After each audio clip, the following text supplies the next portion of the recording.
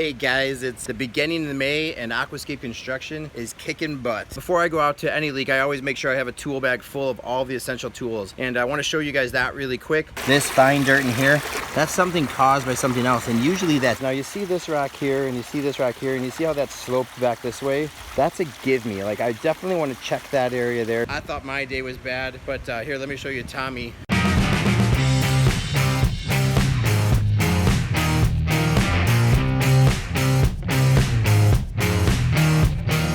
Hey guys, it's the beginning of May and Aquascape construction is kicking butt. I mean, things are going crazy. We've got all kinds of things going on. Cleanouts are still going really strong. I think we're about halfway through all of our cleanouts. Those guys have done over 200 cleanouts and I think there's just over 200 more to do. Like one guy said, all business is fixing problems. So that's actually what I'm gonna do. Some problems I can't control, other problems I can. And this time of year, being May, a lot of our customers are developing some little issues, and those issues can be small little leaks, lights going out, pump might be clogged, the pump might be making a weird noise, who knows? But we've got over 50 fix-its to do, and instead of me sitting in the office trying to fix problems I can't control, I figured I'd actually go out and get something done today. So let me show you a little bit about how we're gonna go about doing that. The nice thing is most of this stuff is very easily fixed. Before I go out to any leak, I always make sure I have a tool bag full of all the essential tools, and I want to show you guys that really quick, and then we'll go out and I'm hoping to get at least 8, if not 12. If I could get to 12 different houses today, I deserve some kind of superhero cape. But let me show you those tools. All right, so I kind of have a tool bag full of all kinds of stuff, and I'll just go through this and show you one by one all the things I have. You know, you've obviously got some miscellaneous fittings. I've got a hammer, some Teflon tape. Every now and then you just have a leaky fitting, you got to fix that. Some rags. Rags are super important. You definitely want some rags. One of my favorite tools are old-fashioned pair of pipe cutters. I use these for all types of things. I can cut liner, I can cut pipe, I can even use it this way to unscrew some things if I needed to. I've got this little guy here. It's great for just trying to trench some pipe. It's good for like digging around in smaller areas. I've got some extra cable, you know, just for some lights. I've got a can of do-it-yourself foam. I really like the professional foam gun, but I don't have that here at my house, so I'm gonna use this one. What else do I got? Assortment of different types of screwdrivers. I got my Phillips, I got my flathead. I've got a short little flathead screwdriver here. I've got some scissors. I've got some zip ties. I love having zip ties. I don't know why, I just like them. Every now and then you need a zip tie, and it's always the time you never thought about having a zip tie. Obviously some wire nuts in case I have to do some lighting type stuff. Ooh, super important. Gotta be safe out there. Make sure you protect yourself. Gotta get the sunscreen, especially a guy like myself. I got some Tevas just in case I gotta jump in the pond. I got some zip off pants. Ooh, super important. The big pair of channel locks. You have to have a big pair of channel locks. And then of course a shovel. You know, I've said a lot of tools are important, but you can't do much without a shovel. So now I think we've got all the essential tools. One thing that I would definitely make sure you have too is a 5-gallon bucket. These little 5-gallon buckets are so awesome. Just for putting garbage in, if you have to put some dirt someplace and you don't want to ruin a bunch of other stuff put in there, it holds a lot of your other tools. But bring a 5-gallon bucket. You'll appreciate it when you get out there. All right, let's go do this.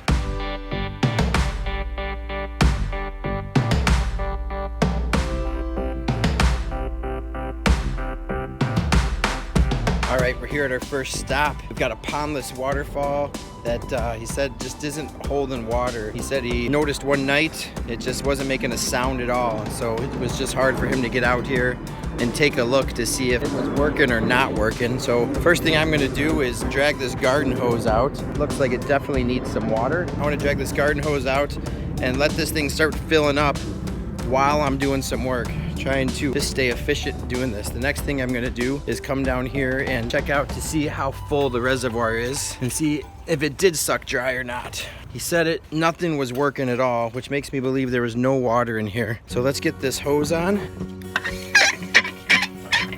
Get this guy set. And some water. Now we come down over here. So this is our pump vault, and the easy way to check to see how much water is in this thing is just to pop this cap off right here. And look at that. It's I don't know if you can see that, but it's pretty empty. There's not a whole lot of water down in there, so we definitely want to get some water in here. I also want to check, see what's going on with the pump, make sure the pump's actually working. So let's plug this guy back in, and I don't hear anything, so maybe it popped a breaker. So we always want to check this. There goes the waterfall. Good. All right, so I got it running. I'm guessing what had happened is the pump started starving out, and when it starved out, that pump can heat up sometimes, and when it heats up, it'll pop the circuit breaker over here. So I just pushed that circuit breaker, got the pump up and running, and now everything's up and running. I don't think that's what fixed it or anything. I think there's still a leak. The other thing that's concerning to me, and this happens quite often, and I'll show you here in a second, but the pondless waterfall, it's not allowing the water to penetrate down through the fabric fast enough. So sometimes these things get clogged up a little bit. If they get too clogged up, the water will actually raise up too high and cause it to leak. Pondless waterfall is designed to like kind of come down, you know, it twists, turns, comes down, and then falls into a bed of gravel. Every now and then what we'll do is we'll put a bib liner over the top of our aqua blocks that sit in under here, giving it more of the illusion that it's always full, no matter how full the reservoir is. You guys can see down here that this thing is actually sucking dry. You can hear that pump still kind of cavitating a little bit. And so this reservoir down in here is really low, even though this appears full. And I like to do that. I actually like the look of that quite a bit. But what can happen is if this gets too clogged up on the edges, water can't get down here fast enough, causing the pump to dry out. The other thing that can happen is the water pools up too high. If it gets too high, it'll actually exceed the edges of the liner around the edges. So first thing I want to do is make sure this thing is kind of unclogged, and then we'll get in here and check the edges up and through there. So here's the edge of our pondless area.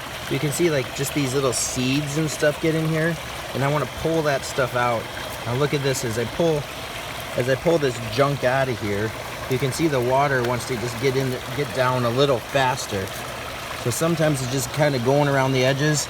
Even like, look at all this filth in here. I don't know if this one's had a chance to get a clean out yet or not, but they definitely need to get in here and clean out some of this stuff. So what I'm doing is just giving that water and a place to escape and get back down into the reservoir a little faster. Now, instead of putting this small little gravel that's down in here getting all clogged up, we'll fill this cavity up with some bigger stuff. And what I'm gonna do is kind of go around the edges. You can see that it's kind of happening all the way around the edges. So I'm gonna go around and kind of do that around the edges, and then I'll come up here and just double check some low edges up in there. Now I'm gonna show you a couple things that are alarming to me that I noticed right away. So as I look around the edges here, if you see this real fine dirt right here and here and here, as I come down through here, this fine dirt in here, that's that stuff that we do. That's something caused by something else, and usually that's ants. Now I would imagine if I hit this area right in here, a ton of ants would come out. I don't want to do that right away because I have to work in here and I don't want to get bit by all these ants, but I want to come over in here and just kind of see what's going on. Now look at this right in here. This is commonly where a leak is at. As you can see, when I look at this waterfall from afar, I don't ever think there's really a hole in the liner. That's very, very rare. I always look towards the low edges. Now you see this rock here, and you see this rock here, and you see how that's sloped back this way? That's a give me. Like, I definitely want to check that area there because I want to see what the liner is doing back behind this rock and gravel and through here. But right away, I'm going to come over in here, kind of where these ants were, and see what's going on. So I don't know if you guys can see this, but water is actually trickling down through this area and coming into here. So let's just start kind of slowly taking this apart. Sure enough, that water is still going this way. Not a big deal yet. I just want to make sure that that liner is up high enough. Again, it's not a big deal if that water moves through here as long as the liner is catching it all. It's good. When I say good, what I mean by good is a weep hole is created right here. So if a little water comes down, it's actually finding a gap back in here and going back down through some rock and gravel. We just want to make sure that that weep hole didn't get clogged up with a bunch of other junk. Yep, the liner's here. Take this big guy out. I don't know if you guys can see all the ants that are down in here. Ants don't usually put holes in liners, but I've seen it every now and then. So let's just open this weep hole up a little bit more. But I don't know if you guys can see this, but see, the liner is actually high up and through here, and then water is finding its way back down through this stuff. And then it comes back down out from that gap there. Ooh, ant fight. So that actually looks all right to me. So I'm gonna put that back together and check some of these other areas. All right, so yeah, I checked all the edges. The edges actually look really good. Everything's really high. I checked behind the spillway over there, checked all the edges along the waterfall. Everything looks really good. The only thing I noticed is, like I said, as soon as I got here, it looked like the water had swollen up in the pondless reservoir quite a bit. And I want to show you guys one more thing just to show you that my mind, it feels good about what we've done to fix it. So since I've been working up in this area, fixing all those edges, I've obviously stirred up a bunch of stuff, right? And you can see some algae on the rocks is coming down. I kind of moved my hands through the rock and gravel and I stir up a bunch of stuff. As I did that, look at how much more stuff accumulated where I had already cleaned. And so as this happens, the water level raises and raises. As I was walking around checking some of these other edges, look at this over here. You see all of this debris that is well above our water level. See the algae and this stuff that's just caked in here? That means at one point, water was pooling up this high. If water is pooling up this high, it was definitely exceeding our edges back over there, because over there, we have an overflow that takes us off in that area. So if the water level ever got up to this point here, it was definitely gonna be leaking. Hopefully that makes sense. So I'm just gonna kind of go around, clean up some more of this stuff as we wait for this water to fill up in here, and then we'll head off. All right, pond people, I'm on my way back to Aquascape. If I could sum up most of my day, it would be with, it sucked. I would tell you this, the weather was really nice. There's always something good out of every day, but just as far as productivity and efficiency, not good. I thought my day was bad, but here, let me show you Tommy, and then we'll call it a day. So Tommy, our retail store employee, just beat my bad day. He just purchased this urn for his house and didn't think he needed to tie the box down to the top of his truck here, and lost the whole box on North Avenue. Luckily, he didn't get, it didn't crack too much, but it did take a couple tumbles. So now he's gonna take my advice, because I'm way smarter than him, and he's gonna put, and put it inside the truck, where hopefully he doesn't lose it this time. All right, guys, hope you enjoyed the day. We'll see you next week. Bye. Let me show you those tools. Let me show you those tools.